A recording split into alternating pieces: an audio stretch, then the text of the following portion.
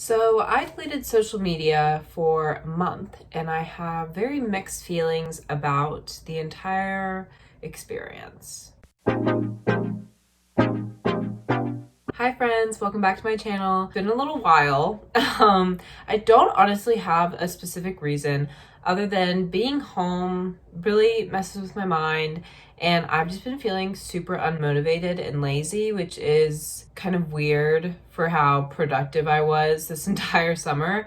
I came home and I think I maybe just like subconsciously needed a little bit of a break from life and have just been enjoying my time at home and have been just really lazy. So I apologize for that. The uploading will be back to normal now. I leave for Boston in about a week, and so I'm kind of starting to crack down on like getting myself ready to go. So I'm getting back into the swing of things and into a routine. This video is a little bit overdue.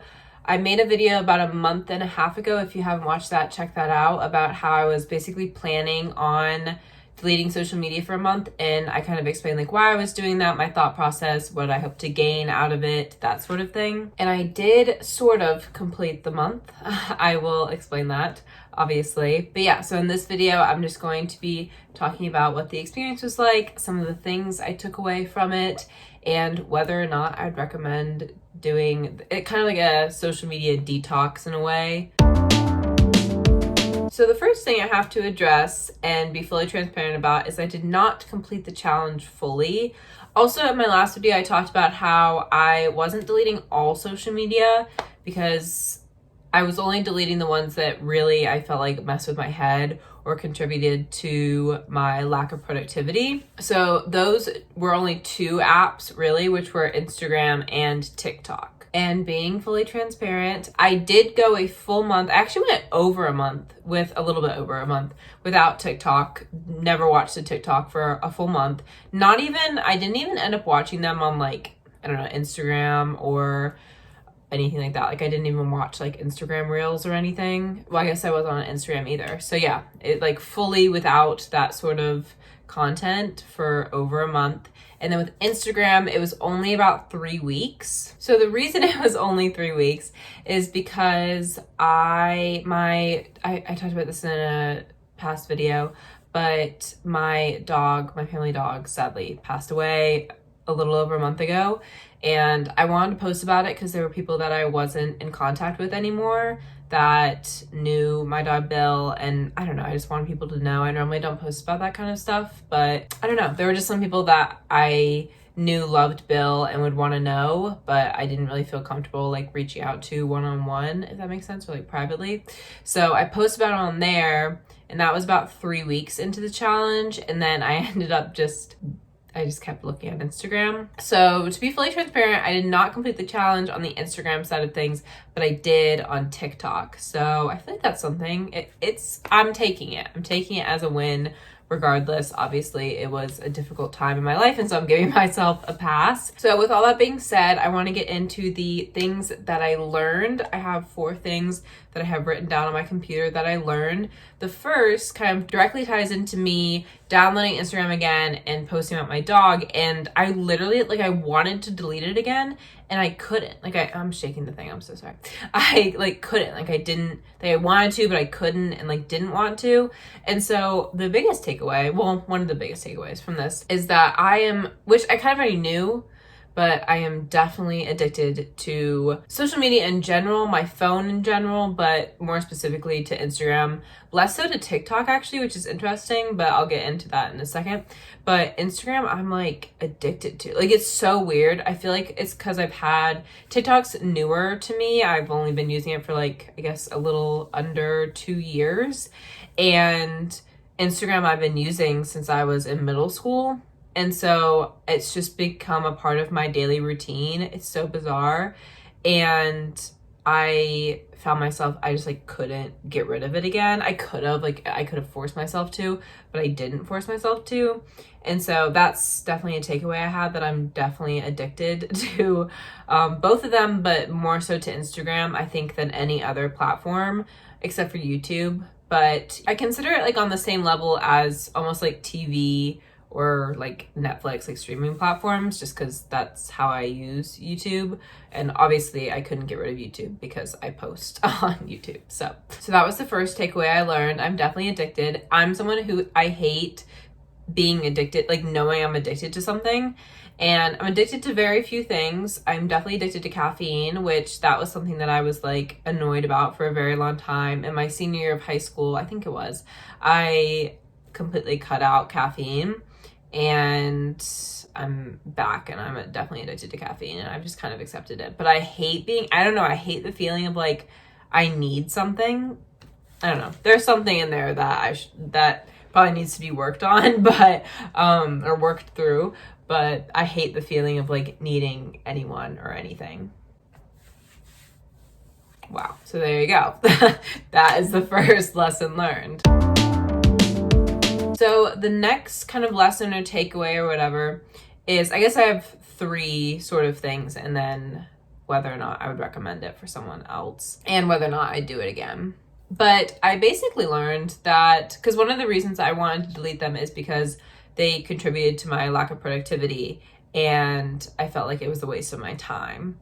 And what I found was, yes, I did waste a ton of time on mostly TikTok. Out of Instagram and TikTok, I spent a lot more time on TikTok, but I just found ways to be unproductive and like waste my time, which I actually now don't think that.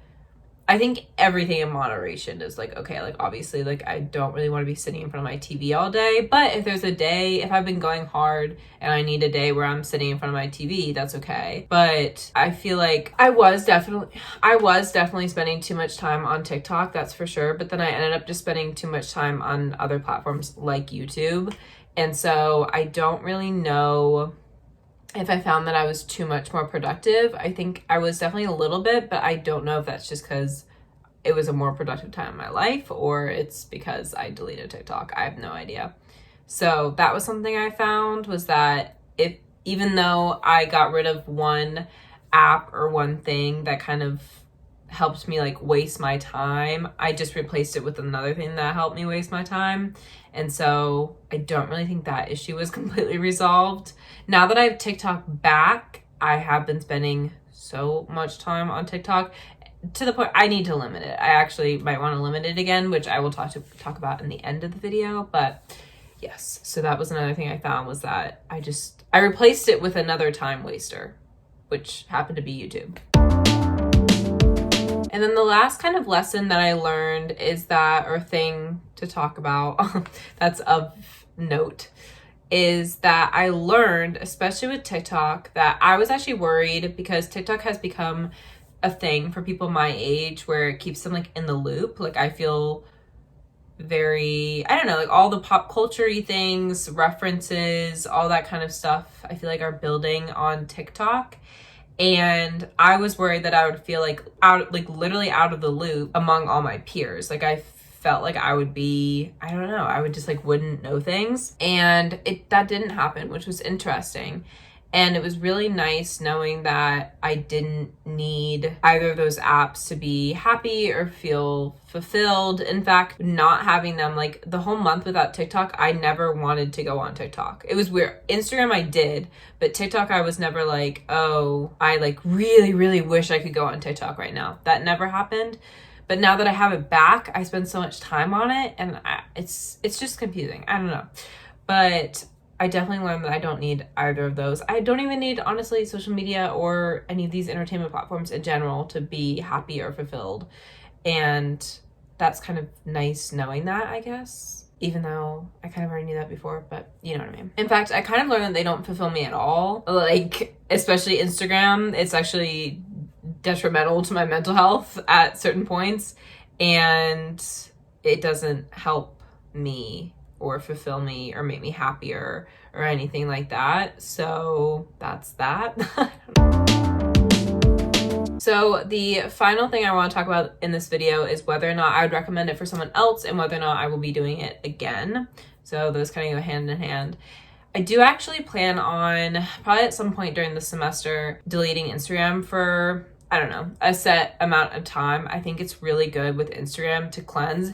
I loved not knowing what the heck was going on Instagram, like not seeing all these people's lives and all that kind of stuff, and like being inundated with like feelings of FOMO and like comparison.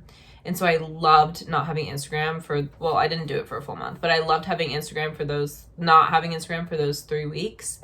And I think I was happier. Like, I don't know. I just think it was nice not like comparing myself to people on the internet. So I definitely will be deleting Instagram. I don't know. I think it'd be a good thing to do like a couple times a year, just delete it for like a certain period of time, even just a few days. I think it's really, really nice. I know a lot of celebrities do that. I know like Selena Gomez, I think she's talked about how she kind of deletes it for a period of time. She might not even have it on her phone anymore.